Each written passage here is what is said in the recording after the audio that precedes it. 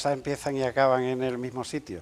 Porque... Bueno, pero siempre volvemos. Sí, no, es que te iba a decir que dio la casualidad, que igual no te acuerdas, que la primera entrevista que se hizo cuando iba a salir Las Caras de Huelva la semana antes, me la hiciste tú en esta casa, cuando yo no tenía relación con esta casa, y de las muchas entrevistas y de las muchas noticias en los medios informativos, tú fuiste quien me hiciste la primera entrevista y quien cubriste la presentación del libro La Merced, me acuerdo. Además, es verdad, sí, es verdad. O sea que reencuentros con nuestras caras comunes de Huelva. Yo encantado de estar aquí. Bueno, y desde esa entrevista, que fue hace cosa ya de 2 años y medio... No, 2 años va a ser el mes que viene. ¿2 años va a ser el mes que viene? Sí. 2 años o 3, ¿seguro? ¿Seguro? Hombre, soy el padre de la criatura.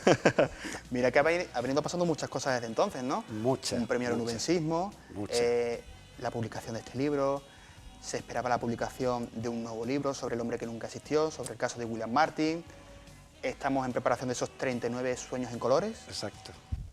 Sí, así. Bueno, pues mira, pues te digo de todo lo que ha pasado desde entonces. Primero, bueno, la sorpresa agradable de que esta casa y el Ayuntamiento de Huelva me nombraran para el premio al nubensismo en el campo de la difusión de Huelva por la literatura. La inmensa satisfacción de que los lectores de Huelva Información pues me eligieran como nubense del año en el campo de la educación y la universidad.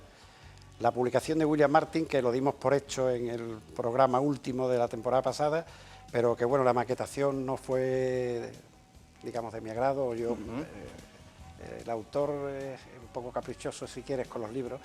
Entonces, bueno, se ha cambiado por completo la maquetación inicial. Por algo es el padre de la criatura. Exacto.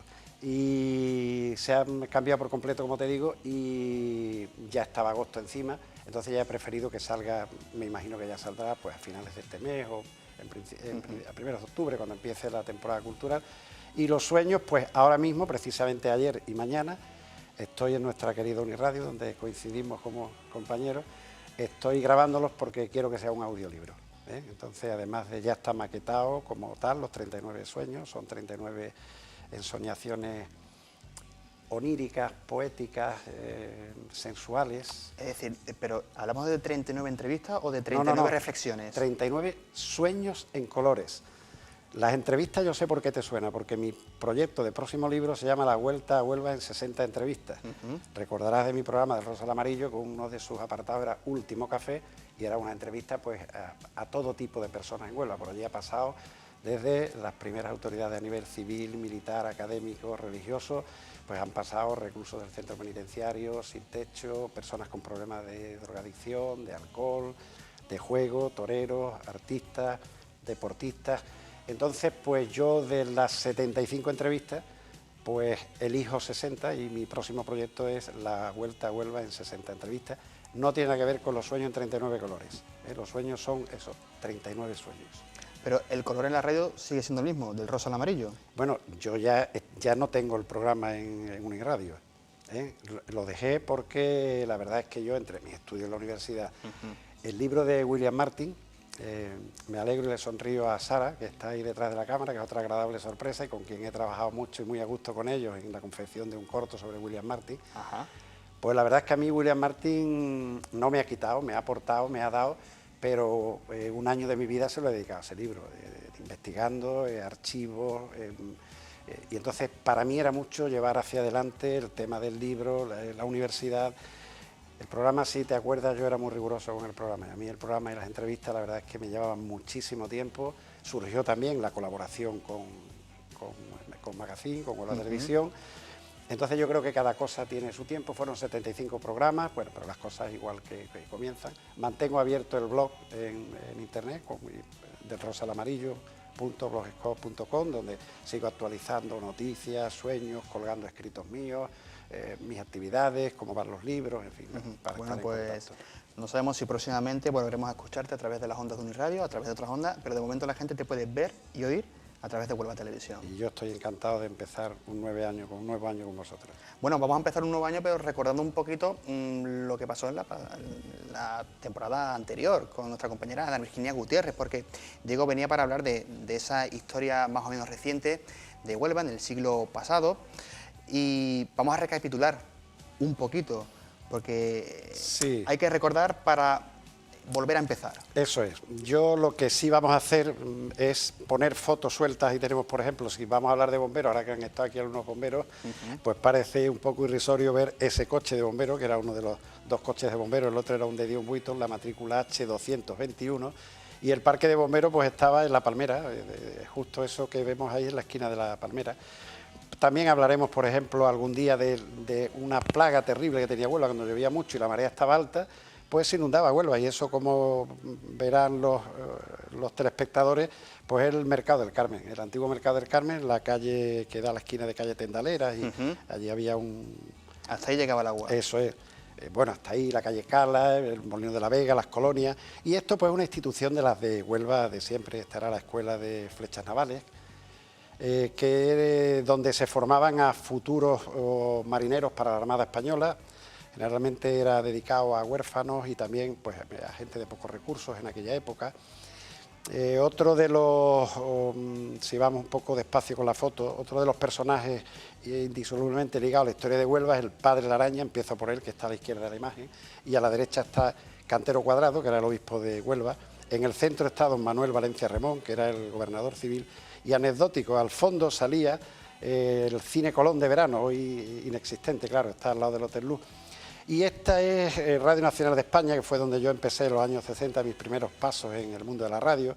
Y ahí hay, pues, si lo paramos un poquitín, personas entrañables, los hermanos Bonachera Pombo, Manolo Zamorano, Pepe Galván, Ruano, Bélico, Manolo Puga, Nicasio Fernández, José Luis Rodríguez de Castilla. Bueno, pues gentes con las que yo empecé con mis primeros programas de meritorio en Radio Nacional, antes de recalar en Radio Juventud. Es una foto muy nostálgica para mí. Eso está hecho en los estudios de Gran Vía, donde luego estuvo Radio Juventud. Los Altos, donde ha estado siempre la cafetería Pelayo, que hoy es una vivienda particular de la familia Pelayo. Oye, entonces, ¿y te acuerdas de todos ellos, digo? ¿De todos sí, ellos? Sí, yo era muy jovencito y bueno, la verdad que ten en cuenta que entonces no había televisión. Entonces lo que se escuchaba en Huelva era Radio Nacional de España. Luego en el año 60 también empezó la COPE, me acuerdo perfectamente, con Manolo Peral, Vicente Quiroga, Santiago Cotampinto, gente con la que luego he tenido amistad, y se diversificó un poco. Incluso Jesús Quintero también empezó en la COPE, Jesús, ¿no? No. Jesús Quintero estaba en Radio Nacional de España. Es que a Jesús Quintero yo lo conozco no de la radio, sino que estudiamos juntos perito mercantil, porque yo antes de seguir y cambiar la dirección de mis estudios hice peritaje mercantil en Huelva, y Jesús Quintero, que ya apuntaba maneras de loco, le decíamos el loco, cuando estudiaba con nosotros, aparecía vestido de negro en aquella época y con botines, y él entró en Radio Nacional de España, y era la única persona joven que había y que llevaba el tema musical, y como era un tío de muchísima valía, se lo llevaron al Centro Emisor del Sur en Sevilla, que era un poco una emisora que cuando vino la ley de Fraga de espacios radioeléctricos, pues cubría prácticamente toda Andalucía, y de hecho se eliminó Radio Nacional de España en Huelva y Radio Juventud entró, y Jesús se hizo cargo de la parte musical y de seguida se metió a representar artistas. Me acuerdo que se hizo novio de una de las hermanas Benítez, un conjunto musical de aquellos años. Bueno, eso le dio mucha celebridad y luego, bueno, y que él vale mucho, evidentemente, claro. O sea, que mi conocimiento de Jesús Quintero pues viene de que éramos compañeros de estudio. Bueno, y sobre un tema que eso siempre a mucha gente le gusta, o mejor dicho, le inquieta, pero sobre todo por el sabor a antigüedad, ¿no? A clásico de Huelva, el tema de las inundaciones, ¿no? Cómo se quedaban inundadas esas calles del centro, ¿no? Sí, mira, habían zonas que seguramente, bueno, porque estaría más bajo que el nivel de la ría, que era pues la parte de la plaza, esa foto tan bonita que hemos visto ahí. Que no, para los niños genial. Bueno, como hemos visto los niños ahí. Los niños, claro, fíjate, para pasar la calle había unos cajones puestos, ¿no? Y luego cerca de donde yo, aunque yo vivía aquí cerca, de la calle Verdigón, pero en la casa de mi abuela, que es donde yo estaba, que era por la zona de la Merced, pues aquella zona se inundaba también, la calle Cala, era popularísima las inundaciones, y bueno, y las colonias ya ni te cuento, era un auténtico. Yo tengo fotos que el día que hablemos de las inundaciones las pondremos, de aquella zona tan lamentable que era el Muro de Santa Lucía, de las Chabolas, de la avenida Cristóbal Colón, que era un inmenso arrizal, y bueno, era un problema grave de Huelva. Cada vez que caían 4 gotas y coincidía con las mareas, Huelva se inundaba. Sí. Y antes de pasar a las siguientes imágenes, ¿qué podemos comentar sobre el padre Laraña, sobre Cantero Cuadrado, sobre esa escuela de flechas navales? Bueno, pues mira, el padre Laraña era un santo. Yo sé que ahora yo me pierdo un poco si lo hicieron beato o algo así, pero el padre Laraña era un santo. Yo tengo una anécdota. Mi padre, que era una persona de poca práctica religiosa, al contrario de mi madre, cuando murió mi abuela, pues llamó al padre Laraña para que fuera a casa, porque tengo un primo hermano mío que estaba muy vinculado al padre Laraña, y hizo una labor social tremenda. Lo que ahora tenemos aquí junto, que son los estudios politécnicos Madre de Dios, que ahora se llama Funcadia, esa escuela fue obra suya plenamente, se llamaba el Colegio del Padre Laraña, y había un movimiento obrero juvenil que se llamaba la VOJ, la Vanguardia Obrera Juvenil, donde la gente se concienciaba a los trabajadores, pero desde el cristianismo, ¿eh? Y en esa foto que hay ahí pues está Cantero Cuadrado, que fue el primer obispo de Huelva, un hombre de un poderío y de un acceso a niveles políticos muy grandes, tanto que cuando murió Francisco Franco fue uno de los 3 miembros del Consejo de Estado que se hizo cargo de los destinos de este país hasta que el príncipe Juan Carlos juró como rey. De aquí fue como arzobispo a Zaragoza. Y en el centro el señor que estaba era don Manuel Valencia Remón, que era el gobernador civil. Y me acuerdo perfectamente de su nombre porque su mujer era la hija del maestro Alonso, el que hacía zarzuelas, los chisperos de la Calesera. Y yo muy pequeñito, que creo que no sé si un día la vimos aquí, si no la traeré, la rondalla del Frente de Juventudes fuimos a darle una serenata a la esposa y le tocamos piezas de su padre, del maestro Alonso. Y hay una foto que yo, que soy un mico, con un trajecito, con pantalón corto y la bandurria, y dándole un ramo de flores más grande que yo a la señora del gobernador civil, por eso sé que era don Manuel Valencia Remón. El obispo Cantero hizo muchas cosas buenas en Huelva, hizo el centro de formación profesional femenino, aquella célebre tómbola de las colombinas donde se recaudaba para los más necesitados. Lo que ocurre es que su figura quedó un poco desvaída, digamos, con el palacio que se hizo encima justo de las chozas y del muro de Santa Lucía, ¿no? Pero bueno, le dio un gran empujón a la Huelva de aquellos años 60, sin duda. ¿Te parece? Vemos más imágenes de claro, esa Huelva del siglo XX. Claro, porque hoy estamos viéndolo de una manera más genérica. Recordando. Y ya la semana que viene retomaremos Así es que ahora cuando vayan saliendo las fotos... Mira, estos son unos personajes indisolubles a la historia de Huelva. Don Antonio Palma Chaguaceda, que era profesor de geografía, que está ahí de pie, se decía que estaba castigado en Huelva, era republicano, a los alumnos nos decía ciudadanos. Y a su lado pues está don Emilio Cifré Ferrer, el célebre colilla. El colilla. El colilla, porque siempre llevaba una colilla en la boca y daba clase con la colilla puesta en la boca. Y este pues era uno de los bares más típicos de Huelva, el bar La Palma, esa es la esquina de la calle Miguel Redondo, estaba frente a la estación de Sevilla.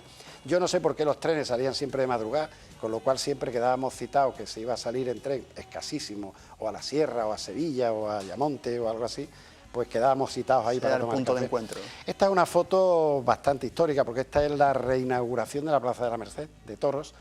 La Plaza de Toros se hizo muy vieja, se inauguró una en el recinto colombino, que se cimentó mal y a los pocos años se cayó, que más que una plaza de toros era un coliseo romano, sin ningún sabor taurino. Y se reinauguró eso que acabamos de ver en el año 84, estaba Icurro Romero, estaba el Litri, estaba Pepe Luis Vázquez, y esta es una foto de personajes típicos de Huelva. Ahí está el Nini, que era el único que lograba llenar la plaza de toros junto con el Litri, se vestía de luces por la mañana, iba por Huelva vendiendo las entradas y repartiendo la publicidad de la corrida. Detrás estaba Joroco.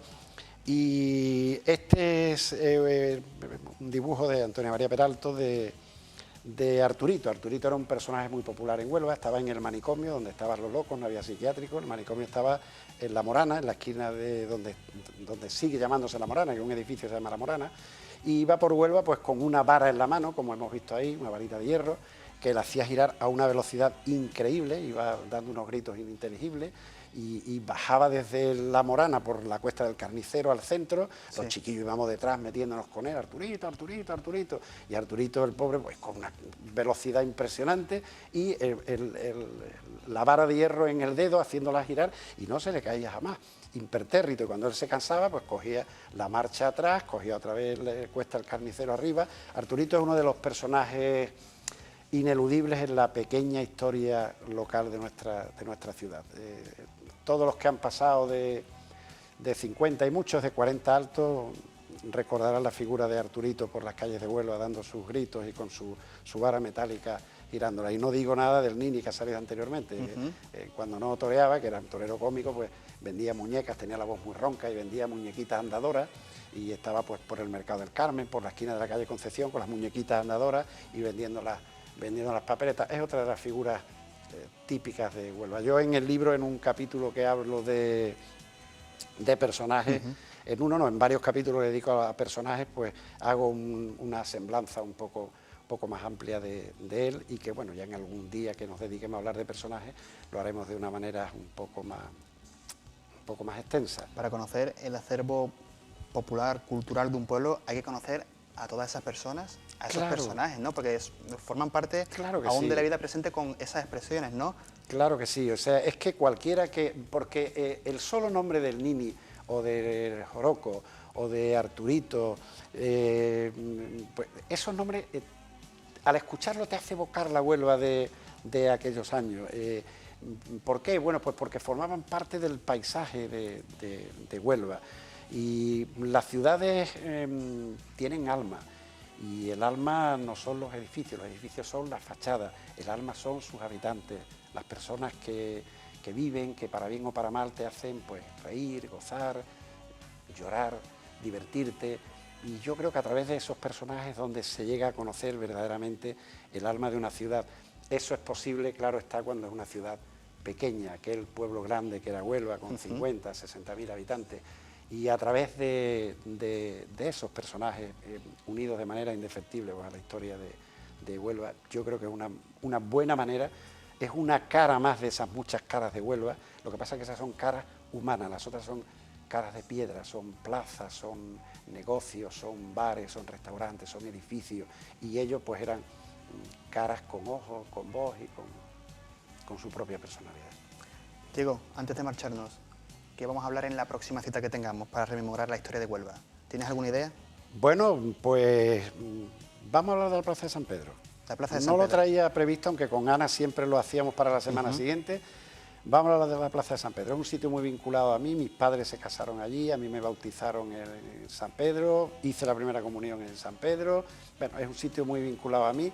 Hablaremos de San Pedro un poco y de los alrededores, el inicio de la calle Silos, luego Jesús de la Pasión, Almirante Garrocho, los bares que habían allí. Bueno, hablamos del sector de la Plaza de San Pedro. Muy bien, pues para el próximo jueves que estemos aquí nos comprometemos para hablar de la Plaza de San Pedro y de sus alrededores. Diego Lopa, gracias por haber estado con nosotros aquí para recapitular en este primer impulso de nuevamente recordar las caras de Huelva. Encantado. Muchísimas gracias. Venga. Nosotros nos vamos a publicidad y antes de despedirnos hablaremos de cine con Alfonso Prelo, así que no se vayan.